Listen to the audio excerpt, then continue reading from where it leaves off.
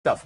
The Yes Group has been a phenomenal impact in my life. I remember my very first Yes Group in 1999. And when Steve talks about coming to an environment like this and, sharing with people and hanging out with people who are holding you to a higher level, the Yes Group really changed my life in a phenomenal way because it was a brand new peer group for me. And just like Steve said, he had a peer group that wasn't such an inspiring peer group, perhaps used to, kind of peer group that would keep you down. I had that kind of peer group myself, and I'll allude to that a little bit later and share with you. But when I arrived at the Yes Group for the very first time in 1999, I met a whole bunch of brand new people.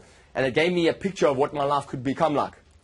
And I met people there who were the kind of people that are always expecting more of you and expecting you to grow and holding you to that higher level and expecting the best out of you. Not only expecting the best out of you, but seeing the best in you.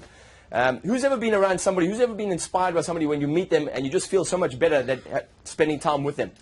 That was the Yes Group was like for me. I got an E for enough and people wrote me off.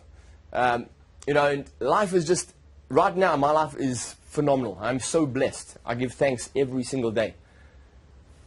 And I want to tell you that because it wasn't always like that.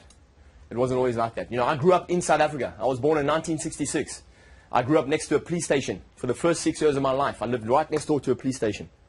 Point Road Police Station in Masonic Grove. One of the toughest neighborhoods in South Africa in 1966. By far.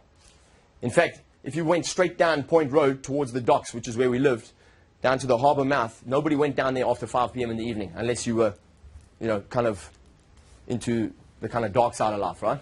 And my dad gave me a book called How to Win Friends and Influence People at the age of 16. And he said, read this book. It's a great book. It'll change your life. And it was great seeds planted. I didn't really get the full benefit of that book until much later. Soldiers lying all around me getting treated. One guy lost his leg. The other guy had his face blown off. I thought, wow, please, God, if you get me out of this, I'll do something with my life. Please, get me home. 7 months later, I came home. Every other day it was like that.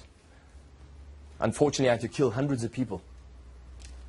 It was really tough, on one hand. On the other hand, it was quite like clockwork, as I was trained. I read every single book on his shelf. There were over 500 books there.